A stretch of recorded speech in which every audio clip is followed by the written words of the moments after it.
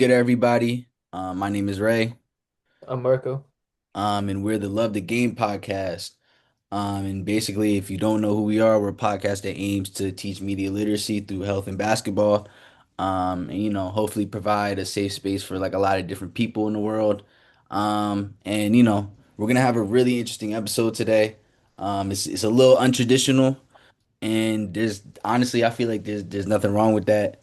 Because it lets us know, or it'll help us for the future. I feel like just in creating different types of episodes. Um, but yeah, firstly, I want to start this podcast because I feel like we gotta address it, and it's something that we're gonna talk about for our first thing. What's going on in Minnesota? Firstly, I want to send prayers to everybody in Minnesota right now, because I understand it's definitely some scary times out here right now. Recently, a man was killed by a federal agent, and it's definitely shocked a lot of people across America. I know it shocked me. Um, I feel like this type of violence just should not happen in our country. And I really hope that, you know, some change can really happen because this is unacceptable. So just want to say rest in peace to, the people who lost their lives. And I'm praying for everybody in Minnesota for real. Yeah, I think you hit the nail on the head. Nobody's had to like experience what the people in Minnesota are experiencing, especially not from a government organization. Yeah. So my thoughts and prayers with all the victims and their families, as well as like anybody who's just having their like life impacted because like Minnesota just looks so crazy right now. Just like you see all the people out on the street like protesting and all that. Yeah, So yeah. I mean, like without that. the NBA canceled the Minnesota Timberwolves and Warriors games due to what's going on in Minnesota right now. Firstly, it's very commendable for the NBA to reschedule the game, to give people, safety, because sometimes a lot of things are bigger than basketball. And a lot of people say politics aren't involved in sports, but like this is a perfect example of how politics and sports intersect and how that can potentially be good or bad for people. Because a lot of something that I think about right now, like as a Sixers fan, people trying to go to Sixers games and stuff like that. You know what I'm saying? Like we grew up, that was like kind of like the only thing we had at the time because the Eagles, they were okay, like the Phillies were the Phillies. So I mean, the fact that there's a lot of young kids I see who are visibly excited about what's going on here. um I think about them, you know what I'm saying? Because like that just should not be the standard in America, but unfortunately, this is under this administration, this is the new normal right now. So Yeah, I thought it was a very mature, but well, NBA specifically was a very mature decision for them to make. And like, while I get some fans were like disappointed and stuff, I thought it was the right thing for them to do, like yeah, to like bring awareness to the situation and like with everything going on like in that area specifically, like yeah, not hosting a game at that time to bring like even more traffic into the area made a lot of sense. So I thought that was very mature. yeah, Um, yeah, yeah. So yeah, just big prayers in Minnesota for real. Yeah, it's definitely crazy out here, man. So, I hope everyone stays safe. The Sixers unfortunately lost to the New York Knicks, 112 to 109. Joel Embiid had a great performance. I know he had 28 points in the first half, I think, right? yeah. I mean, I honestly, bro, I think that we look pretty good. Like, even though the Knicks were on like a tough skid, I view them as like Yeah, still a good team because of the talent they have on their roster and know that they came back healthy. We beat them a couple times this season, and like I know, despite what Josh Hart said, this game definitely meant something to them, especially like coming into on Philly. God, You don't want bro. to lose a third straight game to the On God. Sixers, Yeah, especially when they probably feel as though they're a better team than us. yeah, So yeah, I knew it was going to be a tough one, and losing by three, like yeah, it sucks, but I mean, at the end of the day, you look at it, we got. I don't have the stats pulled up. This is kind of lazy, but I believe we lost the third quarter 30-13. You could check me on that, but I'm pretty sure yeah. that's correct. So it really just comes I'm about down to to look it like up. what it's come down to all season, where the Sixers kind of just get destroyed in the third quarter where the other team makes an adjustment and we aren't able to like adapt. Yeah, I mean, kind of just going away from Embiid in the third quarter didn't really make sense to me. Um, I don't know. We went back to it in the fourth quarter. He put 10 efficiently up in the fourth, and I Mm, believe he played almost the whole fourth quarter. So I don't know. Yeah, hell of a performance from him. It was just hard for Maxey to get it going. Paul George really did not have it offensively at all. So it's kind of hard when it's just like a one man team. yeah, I don't know, but even in his off minutes, we did a nice job of like maintaining the line. I believe he was like a -3 in the 3-point loss. So in like the 7 minutes that he missed, we actually played some like pretty good basketball. And a lot of that is just Yeah. because the Knicks like structured their whole like lineups around like when Embiid was in the game. Like so they had their best players and when Embiid's in and then when he's off, like they have their bench unit in. So a lot of it is just that. But I don't know. I didn't think it was a loss that I'm like really kicking myself over. I thought it was a tough one. And we showed a lot of fight. Like after the third quarter, it would have been easy to like lay down and just like mail it in. Especially there was a point in the game where Ariel Hugporty landed on Joel Embiid's knee after a Mm. rebound where they were fighting for it. And Embiid came up like with a little bit of a limp, and I thought that we were just gonna pull him and just like kind of wave the white flag because we was down like 15 at that point. Mm. But we didn't, and we still fight, and we came back, and Yeah. we made it a close game. We made it like a nail biter toward the end. So I was like kind of happy with that. Not as like a silver lining, as like a moral victory or anything like that. Like you still want to win the game, but it kind of just showed like what type of team this is. This isn't a team where it's like they're gonna go down and just give up, and they've showed that all year. Yeah. Every game, no matter who we play, seems to be a close game. To the for better or for worse. Yeah. I mean, like to piggyback off you, I mean, I didn't box score watch fully, but I think just that final score, like you said, it wasn't as shocking to me because it was like, the Knicks are we know the Knicks are gonna wake up and they're gonna play hard when they play the Sixers because there's a rivalry there, like no matter what happens. And the Sixers, they right now they still got their number, you know what I'm saying? So the fact that yes, we lost, but we lost by 3 points, to a Knicks team that low key is struggling to find a new identity. I don't. Yes, it's kind of bad. I feel like when you say it out loud, but I just think just because we're such a young team now, and again, this is the most confusing Sixers season that we've had since we don't even know. It's not a bad loss. It's not a bad loss at all. But I wanted to ask you a quick question, like Mhm. what specifically I feel like on that final run that made that game closer? Like, what was something that you took away from that final run? If you don't mind me asking, because they went on No, what, like a 15-0 run or 11-0 run? it was something like that. I forget exactly what it was, but we Yeah. went on. I mean, to be honest, I think like it extends more just from the run, more toward like the game as a whole. I just think like the comfortability of Embiid, like being able to like get to the rim or draw fouls like he was doing stuff like that. Like for Mhm. a while he was like mostly just a jump shooter. And now it seems to be Yeah. he's only taking the three when like he like really feels as though he can make the three. And like Mhm. I've always been a guy who like wish he would increase his like 3-point rate earlier in his career just like to save his body when he was like a legitimately good shooter. And now he's been struggling from three, like whether that be like lack of lift or whatever, Yeah. that's been concerning. So like the run for me, it really just like showed Embiid like it makes me mad when I watch these nationally televised games and they're like, oh, Embiid like having a good game. He's been a really, really great player for weeks now. Like if Yeah. we're being honest, he's Yeah. been like an all NBA player for weeks now. So Yeah. I think like my big takeaway from that run, more so than just like this team fights and like won't give up, is like Joel Embiid is like really getting back, like legitimately, and it's like it shouldn't be surprising anymore to me when he has a good game and like should Mhm. be getting held to the standard of like an all-star, like all NBA player at this point when he is in the game, and not like me being like surprised when he is like playing really well or something like that. Like I feel like fans like that should be like when he's in the game. I feel like we should be able to expect him to have like games like that now, and Mhm. that's like a refreshing thing because that's Mhm. been who he's been throughout his whole career, and it was Yeah. kind of like Yeah. disappointing like last year and this year, where like he was obviously like not himself. Yeah. It was like really like really sad, and now I think that. Part of the reason why it doesn't feel like a gut punch when we lose games like this is because he plays so great. And it's like, wow, if he continues to play like this, like we do have hope going into the playoffs because Maxey is going to be first team All NBA. Yeah. And Embiid might be an All Star this year. Yeah. And Paul George, while inconsistent, is still a great defensive player and still provides a lot offensively, even if Yeah. he's like really Yeah. inconsistent game to game. And then we have other guys in there who like Quentin Grimes has been really bad recently, but we've seen what he could do sometimes. Yeah. Kelly Oubre had a Yeah. really nice 3 game stretch before last game where he like really stepped up. VJ Edgecombe been doing great this whole rookie year. Yeah. Trending And then we got Watford. like guys like Trendon Watford, Jabari Yeah. Walker, Don Barlow. Yeah. Maybe Jared McKean gets it big this season. So we'll see. Yeah. I mean, Yeah. we got an interesting team. It should be a fun rest of the year. Yeah, man. Yeah, I'm very excited, man. I thank God thank God in 2026 it's great to be a Sixers fan right now. However, you can't say that for a lot of other teams. You probably are watching this on YouTube right now. You might be watching this on other social platforms, we don't know. But if you're watching this on YouTube right now, you definitely saw the thumbnail. So as you know, Jimmy Butler has been injured. He got injured against the Miami Heat. Um, At the same time, we talked in the previous episode, Jonathan Kuminga demanded a trade. Now he's playing for the Warriors a lot after getting a lot of DNPs and then got injured. And now it's just like the Warriors season is basically going in flames. And like I'm a Steph Curry fan, documented Steph Curry fan.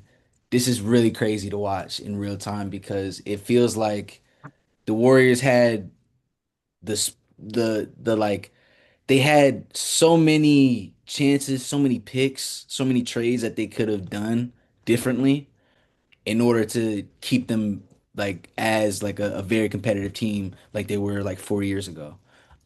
Instead, it feels like they've done everything else, and now they're in a crazy situation where like Jimmy Butler's injured. He's 37. That's crazy in of itself. Cole, I need your opinion on that because your medical background.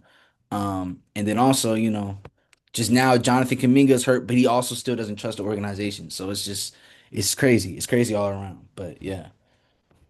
Yeah, I'm like looking at this like more from a Jimmy Butler perspective because you did a great job of like touching on it as a from like a Warriors or like league wide perspective. Yeah. Um, I just feel for Jimmy, man, because he's like getting up there in age, which you say he was 37 years old, and Yeah. having a Yeah. serious knee injury like this, that could be career altering or like potentially career ending. I'm sure he'll come back because like that's just the type of guy he is.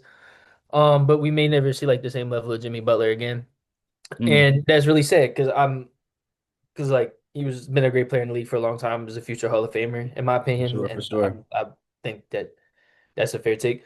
And he gets a lot of love in Philadelphia still to this day. A lot of fans like even though he only played about 55 games here, he made a true impact on Bro, his fan base in those yeah, bro. 55 He games. And I wanted to know if you can go more into like details as to like why it's career altering. Just kind of like I guess like from play style and also just the ways that the body works, you know what I'm saying? Like how that could affect his movements and like his play style, if that makes sense. yeah, I think like people have like recently with how medicine is like advanced and stuff, Mm. ACL like recovery has been like the outcomes have been much better than they were like even like 20 years ago. Yeah, yeah, But I'm just a little scared because he's getting up there in age and he already wasn't the most healthy player. yeah. Like Jimmy Butler is like not really injury prone. He wouldn't have big injuries, but like a sneaky guy who would miss a lot of games like year in and year out. And he Yeah, wasn't and with like a lot of knee sprains too. yeah, Yeah. so it's more so like the accumulation of all these injuries. Like you see like with MB with every major injury he has, like it seems like you could expect him to play less and less games each season.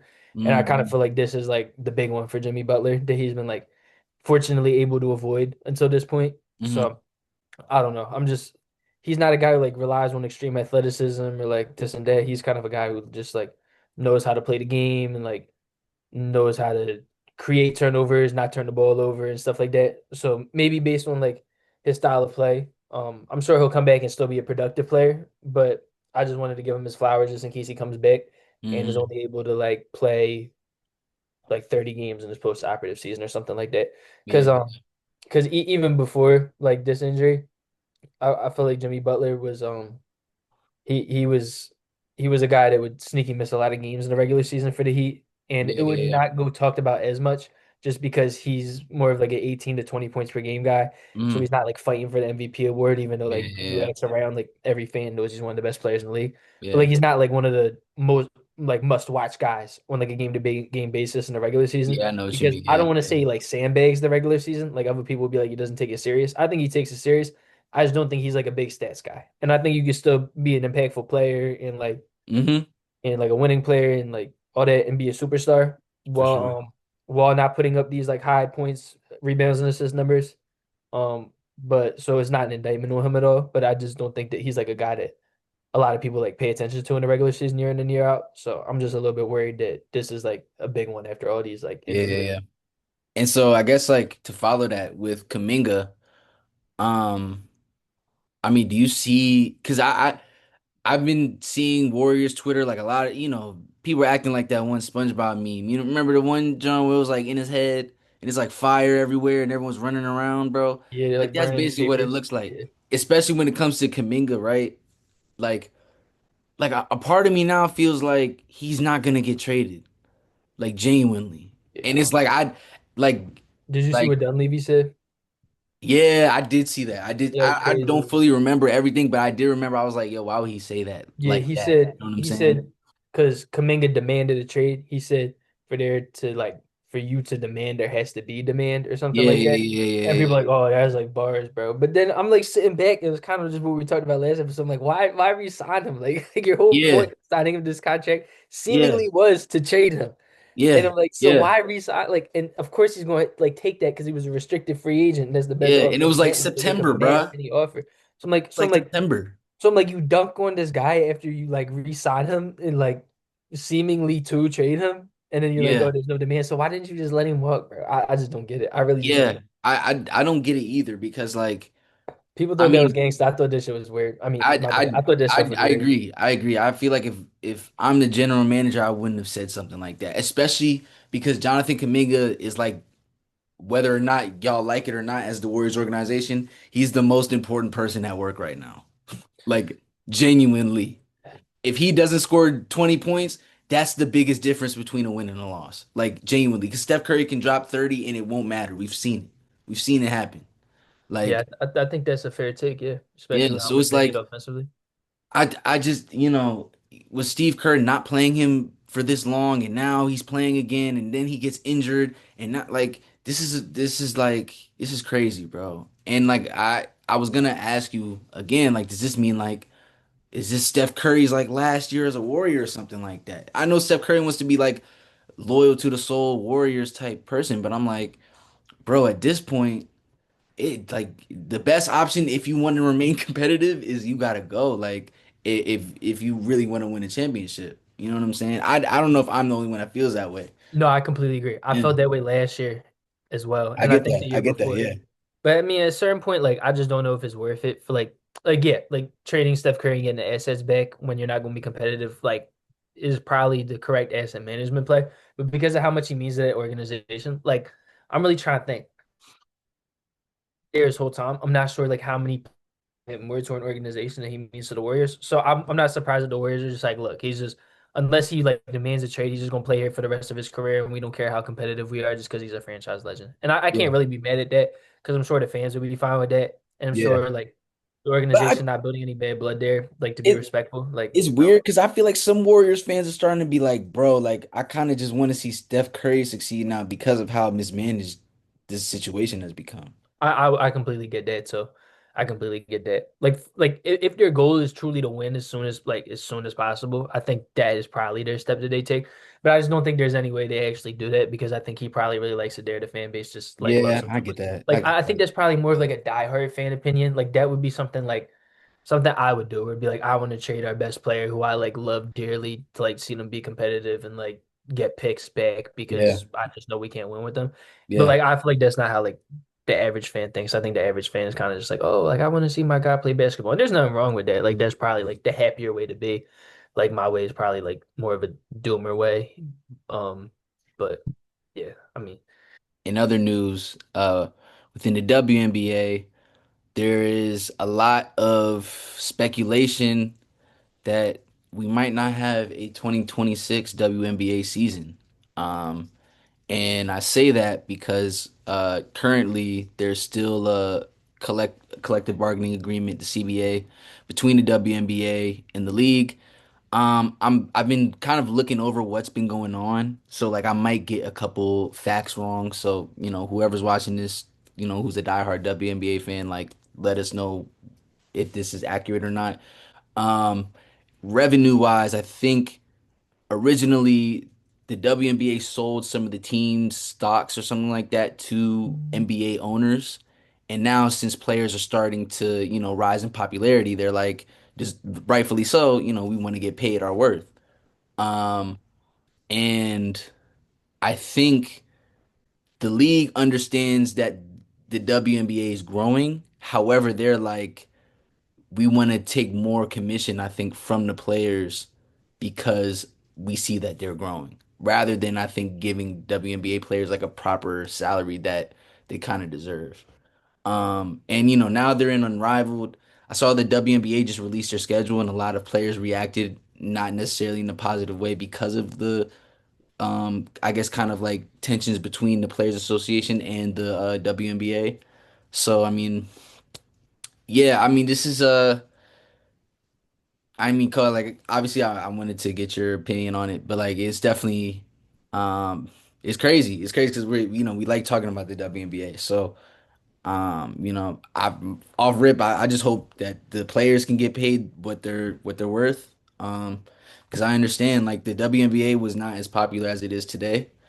And the players now like they're really good and they could be, you know, future legends within sports in general. So, I really want to see everyone um do well. I really want to see the players be happy because I feel like especially WNBA players like they deserve to get paid given, the fact that they got to play like two different, three different leagues sometimes.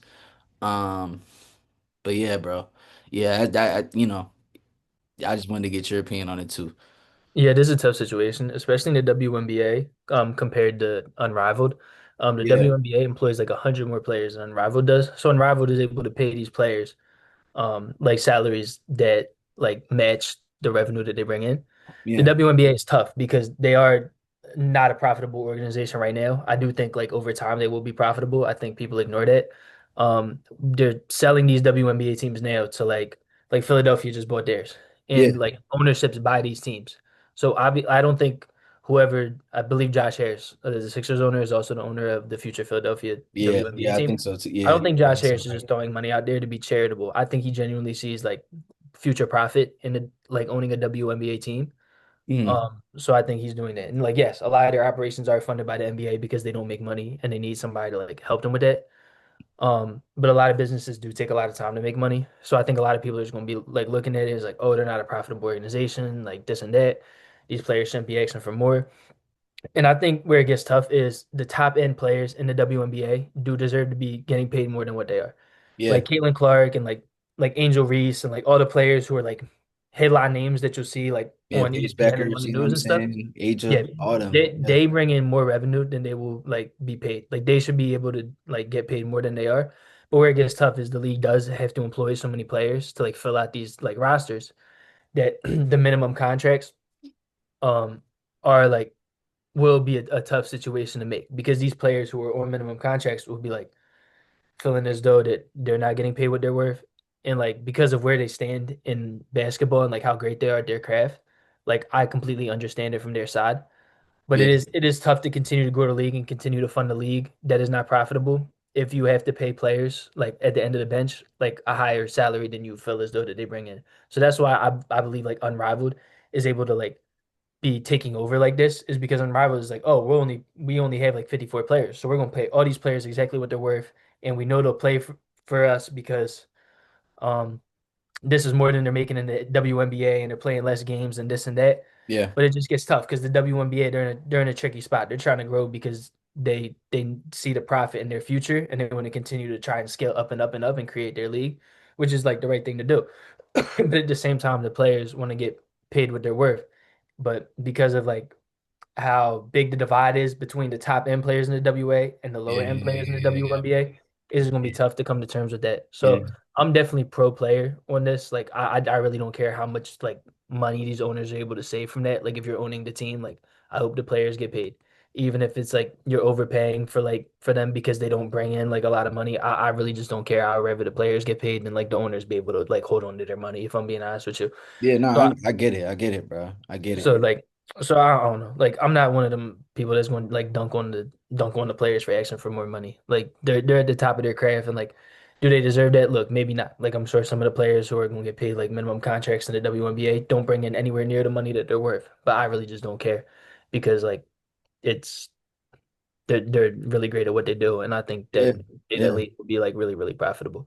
Right now, bro, it feels like with the WNBA, like we're in like the 2000s version. Like you remember how the NBA had like the 2000s NBA was like you had those top tier guys and they were a lot different from like the Yeah, no, that's a really like great I point. feel Like, like we're really in like the 2000s era version of like the WNBA. Like this is the 2020s, you know what I'm saying? We got the there's a huge gap between superstars yeah. and like the lower level Yeah, players. and I mean, we see it now with the NBA. Players only gonna get better, and that's why, like you said, like pro player, like I hope the owners can just get together and understand that like this will be better long term because of, what's to come within, sports, especially within women's basketball. But yeah. Yeah. Wait, I just Um, had one last thing I want to touch on. yeah, I go wish ahead, bro. people would like I know NBA Centel and stuff, they have like their jokes and stuff. I wish they would like stop spreading misinformation to this because they know it'll go viral and like people are like Yeah, yeah, idiots yeah. and they I won't get like you. fact check anything. So Yeah, like yeah, so like they had like an Angel Reese clip going viral or whatever saying like she wanted to be paid like a ridiculous amount of money, like something she just didn't say. And I yeah, don't know, stuff like that. Like I just think that's like a weak target. Like making jokes about the NBA that are obviously fake is tough, but like people are like get so weird about the WNBA that like you could say something just completely wrong. Like I could be like, oh, yeah, yeah, like Caitlin Clark asks for like $10 million a year, and then we could like put that clip out, and a lot of yeah, people would see it or something like that. But yeah, like the thing Angel Reese said, like she wanted her rookie deal to be scaled up to match what the new rookies are. That is unbelievably fair. Like her rookie deal, she's being like vastly underpaid as well as yeah, Caitlin Clark yeah, because those two are like the two biggest draws in the WNBA right now. yeah. Just like not even they're not even like as good as like Asia Wilson or like the top players like that, but just like they bring in more viewers than like these other players who are like Literally, better than bro. them. Literally. So They're yeah, like, they're being like vastly underpaid on these rookie deals, like that, and it's being showed by how many endorsements they have. So I bro, just wish her, people stop being weird about it. So and like actually like know the facts before they like talk about stuff like that. bro, but one, you 1,000% right. You 1,000% right, bro. And then two, like, bro, Angel, Paige, and Caitlyn are literally like they're the new big three of the W, bro. Like, I don't know why that's not like celebrated enough. Like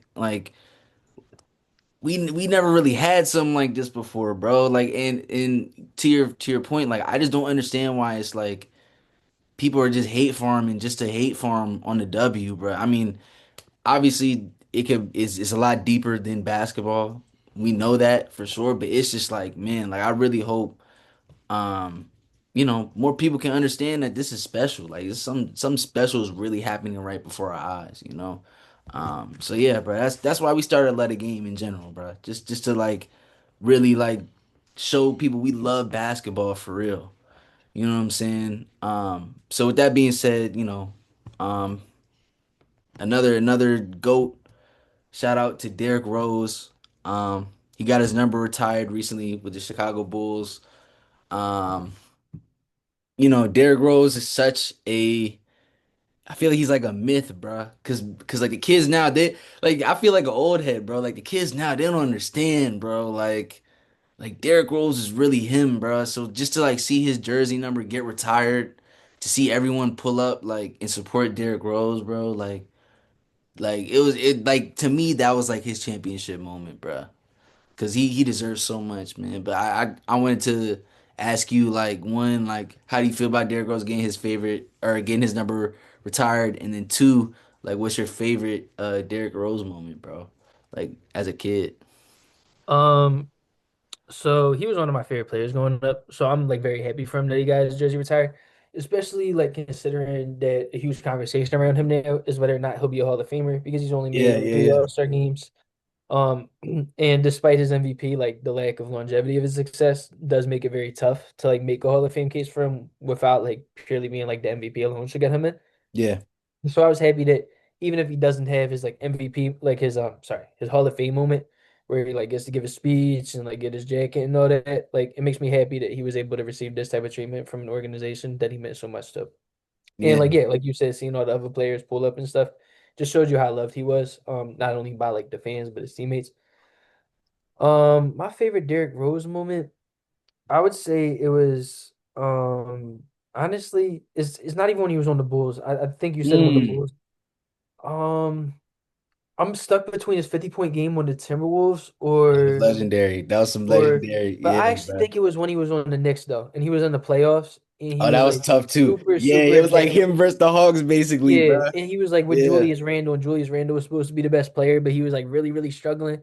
I yeah. just remember watching it. It had my Derrick Rose jersey on, bro, and I was watching that because it was like before like the Sixers Knicks rivalry or whatever, On God, on and I was God, rooting them so hard, bro, because they had yeah, man. I think it has to be that because I was like, wow, man, like he's still a productive player after all the injuries bro. all these years later. Like he's still really got it. I think it has to be that. Like watching him in that playoff series, just be like, wow, he's still got some juice left in him. That's tough. That's tough. I What feel like, about you? Did you got one? bro, my favorite moment was the when the game winner against the Cavs, and he The was like, straight face one? Yeah, that one was crazy. I remember that. That was tough, bro. Yeah, just because it was like, bro, that was like so iconic, bro. That was hilarious, bro. Like, and it was such a D Rose type celebration, like just Yeah. emotionless. Like, bro, that was so tough. That was so tough, man. That was so tough, bro. He kills me. He used to like be throwing up like gang signs in his pictures, and then he would like apologize, like I had no idea what it means. It'd be like Chicago gangs, and people be like, "Yo, did he throw this up in the picture?" He'd be like, "Oh yeah, I just didn't know what it meant. I saw some people doing it." Yo, he's Nah, funny. he was funny, man. He He's killed me. funny, bro. He's I funny, love Derrick Rose, man. bro. Yeah, man. Shout out Derrick Rose, man. He deserves that, man. Um, and so with our last topic of the day, the Los Angeles Lakers are basic. I don't know what's going on with the Lakers, man, but it feels like this might be LeBron's last year as a Laker, like low key. Recently there's just been a lot of reported tension, I guess, between Lakers ownership and LeBron. Um, and like, yeah, it feels like LeBron understands that he's not wanted in LA, which is like weird and crazy because it's LeBron. You know what I'm saying? Um, I see a lot of people talking about like how the Lakers are just like completely different than how they used to be in terms of just like I guess like their type of competitive mentality. Um and a lot of people I think are arguing that like LeBron saved Los Angeles, I guess you could say. I'm not gonna because I'm not a Lakers fan, you know what I'm saying? I'm not gonna put that in you know. But like I don't know, bro. This is like really interesting and similar to Steph Curry, bro. Do you think we've seen LeBron's last game in a Laker jersey? Well, obviously not. Like, do you think we've Like seen last LeBron's season. last season in a Lakers uniform? Um, it's hard for me to say yes. I think just because his family is out there and it seems like it's the Lakers Mm, out there, I feel like that it's either. I mean, I think it's either another season with the Lakers or retire. Like I just don't see LeBron going somewhere else. I don't see him going In somewhere in, else. in all honesty, um, I don't know. I think there's a chance that he announces his retirement at All-Star weekend, but in all honesty, I think we're getting one more season out of him. I've kind of felt that way throughout the whole thing. I feel like this is the season where I feel like he's like taking the biggest step back. Like there was a small step back between 2 seasons ago and last season, but I feel Yeah, like yeah, we're taking like a yeah, pretty big step back between last year and yeah, this year. yeah, And you start to see the injuries like piling up a little bit, especially because he's been such an Iron Man throughout his career that this is yeah, like it's starting to feel like the end. And I'm not sure it is, but it is starting to feel like it though. yeah. I mean, like, I also think it's just weird because like the Lakers are kind of like treating LeBron like this, like he's not LeBron, you know. But I think also like in Lakers, also before I even go into the Lakers, I feel like this might be LeBron's last season, potentially, because, right? Um, One, I don't see the Lakers like low key resigning him, given all this stuff that just came out. Because I don't think That it will be weird. I agree with that. like I Like don't, based on you what know what I'm stuff comes out. saying? Yeah, yeah. Like if I'm LeBron, you know what I'm saying? I know I'm not wanted. Why would I want to come back? But I think at the same time, because it's LeBron, I feel like LeBron wants to go out as like, he wants to have his like retirement tour. Like, but like I feel like also at the same time is like you gonna sign with the Clippers, you know what I'm saying? You That's know, where it gets like tough. Yeah, I just don't know where a team like is willing to give him that because I like with how much you'll probably have to pay him, you probably are giving up a lot of the cap to him, so you have to have that cap space, and yeah, then not like a super super great player anymore. So it's kind of yeah. like I don't know. Bro, like no, I don't know. It's literally the perfect explanation of this because it's like because I don't want LeBron to kind of go out this way. Like I feel like LeBron deserves to go out way better than this. Yeah, I Like completely agree. like he deserves to go out way better than this because of what he's done for basketball in general. I think just because it's the Lakers brand and the Lakers have had such a history of um their superstars bringing like multiple championships. I feel like they're like their perspective on it is LeBron didn't fully, I guess, like fulfill what a Lakers superstar has to fulfill because the Lakers are championships. You know what I'm saying? Not just one. And I'm not to saying like a championship is hard to get. Like I'm not knocking LeBron on that. I feel like LeBron did what he had to do because you could also argue, on the other hand, that the Lakers have been the worst they've ever been up until LeBron's signing, at least in recent history. Um, you know, they they've been relevant. They've been really relevant since like the '90s, bro. Like they've had like 30 years of straight relevancy up until like 2016, maybe. Or that wouldn't be 30 years. That'd be what, like 20, 25 years or something. I don't know. Yeah. Yeah. So like, I don't know. Like, I don't know if this means it's the start of the end for the Lakers as a serious, like, you know what I'm saying? Like a serious competitive group, because you look at the Celtics on the other side, they look like they're gonna compete, you know what I'm saying? I just don't know. I just don't know, bro. It's really interesting, but at the same time, like really weird because it's the Los Angeles Lakers that are this huge championship, type organization, and then LeBron James, which is like just generational, arguably the greatest player of all time, and they're clashing, and it's not working. So it's like, you know, it's just weird. And I feel like also like low key that Luka trade was kind of like the shot that like, the Lakers were like, we're tired of this, bruh. Yeah, I think that was definitely a way of like moving on. Yeah. Because like getting younger and team building wise, like Luca, LeBron, and Austin Reeves being your three best players is like way more clunky than like LeBron and Anthony Davis. And I agree. I think they definitely just like saw the younger player who's like more like better and like raises the ceiling of the team and was like, I don't really Mhm. care how he fits with LeBron James. Like we're Yeah. getting this guy. Yeah. Um, as a way of looking forward. I do agree. I feel as though like seeing what we've seen from LeBron throughout the years, like I think that um maybe did rub him the wrong way. People are saying that he was involved in the trade and like was the one to trade AD. I don't really think that's true. Yeah, I In don't all believe that honesty, either. I feel like LeBron was blindsided, like low key. yeah, I Like he might have found out what we all found out, like for real. Like I genuinely believe At that. first I was like, there's no way to involve LeBron in this. Like at first when the trade happened, but then Yeah. they were seeing like the reports coming out and stuff with like the ownership and LeBron and Yeah. like Wendy saying like, oh, LeBron's three options are like to either take a pay cut to stay with the Lakers, to retire, or to go somewhere else because the Lakers aren't paying him another max contract. Wendy's a pretty reliable source, especially with the LeBron stuff, even though LeBron dunked on him the one time. It was kind of funny. But yeah, he's been pretty reliable with that. So just seeing that, like, oh, maybe LeBron was actually hurt by that, and he wasn't involved in the process, and that's been like something that's growing on me, and I'm like starting to think that that is probably what was the case. Yeah. I mean, like also, you see it in interactions like JJ Redick calling everybody out for not playing defense, saying like we're gonna get uncomfortable. I don't care. You know what I'm saying? I feel like you look at body language on the court, and the body language further emphasizes that the feeling that the Lakers ownership has. Um, so it's really weird. Like it's really weird. Cause sometimes like I feel like I see LeBron and Luca and they're clicking, and then sometimes they're not.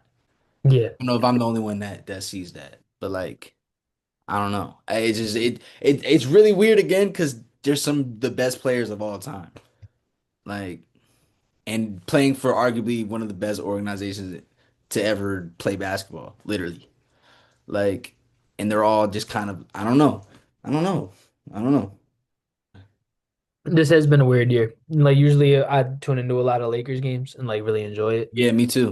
But this has like been the first year of LeBron's career where I'm kind of just like watching it like yikes. Like whether it be like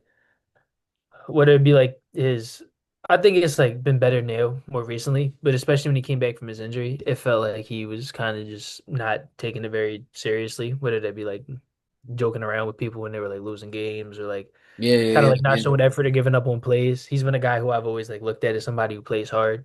And that's why I've never really like faulted him when he's taking the games off for like load management because like game in and game out he would try really, really hard. And yeah, he was like the focal point of the offense and all that throughout his career. And this was the first year I feel like kind of looked at it as like the main goal doesn't seem to be winning, even if that's was like outwardly being spoken, like for yeah, LeBron. yeah. And it's like kind of been sad to see, so I've kind of like stayed away from it a little bit. Like obviously, yes, he's I going get out there that. trying to win every game. I'm not trying to say he doesn't care. Like obviously LeBron James cares about winning. But the vibe it's giving off when I'm watching the game from an outside perspective is kind of just like, whoa, this isn't like it's like this is more unserious than I'm like Yeah, used to watching yeah. LeBron. Yeah, bro. Yeah. Some crazy stuff, some crazy stuff. So before we head out, we just want to say thank you to everybody for supporting us. Recently, we hit 50 followers on both Instagram and TikTok. So, thank y'all again for supporting us every single step of the way, every single like, every single comment, every single interaction. Like, that means so much, bruh. That means so much, man. Like, even people texting us that are the homies, people that have been on the pod, like yeah, bro. That's the reason why we're here right now, bruh. So I just want to say firstly, like, thank you. Yeah, man. You said everything that could be said. I definitely appreciate all the support. Just wanted to double down on that.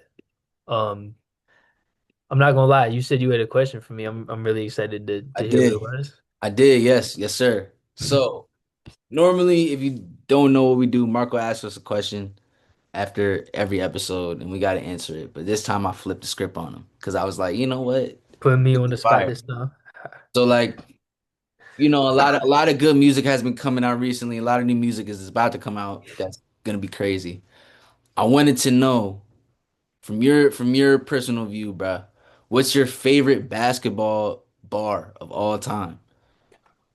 This is a tough one. Yeah, yeah, Wow. yeah. Or you can do a top three. You can do a top three. You can do a top three if it's that serious. I just got damn, I just got to think. Somebody name dropped Jeremy Lamb one time.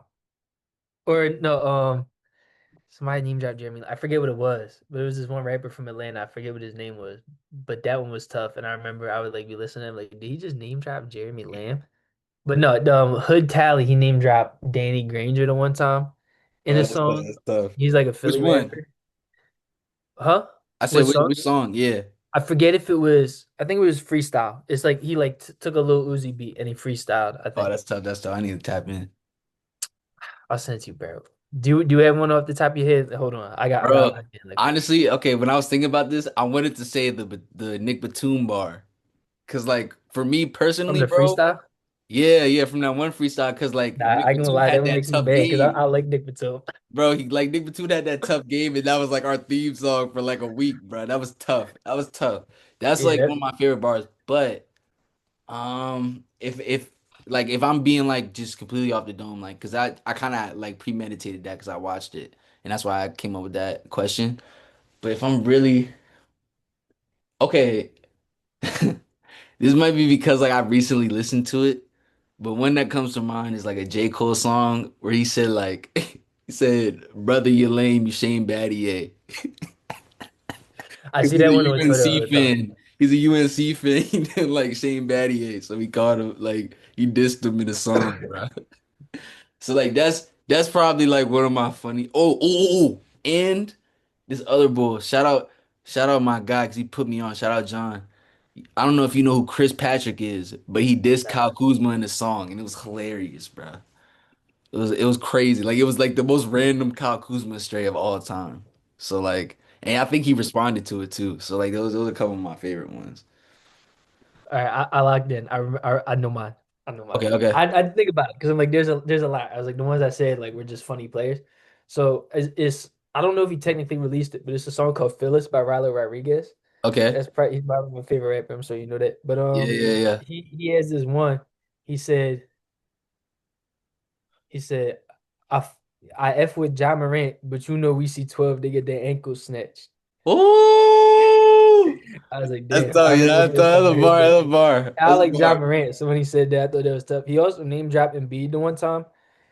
I f- in an unreleased song, he said something about S word getting hardened, but then like something about Embiid or whatever. I forget exactly what he said, but I think Rilo's definitely got my favorite ones when He it comes to definitely got that some crazy because you sports can like tell bars, he be watching basketball. Because bro. like Yeah, yeah, yeah. the she's just a rebound, but I'm not Embiid one. I think that one was in like 2018 or something like that. So it Yeah, wasn't even that's like he tough. was like an That's MVP tough, yet. But bro. no, I I definitely remember. think it's the I Ja remember that Morant one one. song he got Gursky Way. It's not The Rob basketball Dillingham bar. one. No, like, the Rob The Dillingham bar Rob is tough. Dillingham one was tough. That Yeah, that joint is tough. But I also like the bro. he said, "I fuck around and buy my, I f Somebody around and somebody buy my somebody soccer like balls." Clubhouse. He was like They be talking on I feel like a Clubhouse. hoe if I download Clubhouse. And then he says it again. He said, I fuck around and buy him a soccer ball. My bad. I'm giving you a Yeah, lot of yeah, work. yeah, yeah, yeah, yeah, yeah, exactly. Yeah, yeah, yeah, yeah, yeah. Oh, That wait, that wait, bar was wait. I crazy forgot. too. Nah, I think I might have tweet, bro. I think my favorite one is the Bronny James one with Rallo Oh, and facts, facts. I and remember B. that. He Bro, said but Pooh Shiesty also dissed Bronny James. That was crazy. that one was crazy. That one was That was tough though. I'm crazy. not gonna lie. He got a That crazy song was straight. tough. It That was song tough, was bro. tough. He was rapping his ass off, bro, for four Yeah. minutes. That joint is crazy. But yeah, man, we want to thank everybody for tapping into this episode. Let a game. Comment your favorite sports bar if you can. Well, basketball type bar, basketball rap bar, not like a bar. But yeah, like comment your favorite basketball rap bar, man, if you got one. You know, as we said earlier, we teaching media literacy through health and basketball. I hope you guys just continue supporting us, continue following our journey, and we're gonna go crazy every time, man. So yeah, man, appreciate y'all. Cole, you got anything to say before we dip? No, I think you covered everything. Make sure you like and subscribe and comment on the video. I don't know if they let you like hype our videos or not, but apparently that's like a big thing in the YouTube algorithm. If you're Oh, on like heard you, heard mobile you. YouTube, if you could hype the video if it shows it up, I would appreciate that as well because I think that puts Dang, it I algorithm. feel like Unc. I don't know what hyping is. So yeah, I don't hype know the either, but they've been video, saying that at the end of the videos there. So hype the yeah, video, hype bro. it too if it shows that up. On God, But on yeah. God. Appreciate y'all, man. Appreciate y'all, man.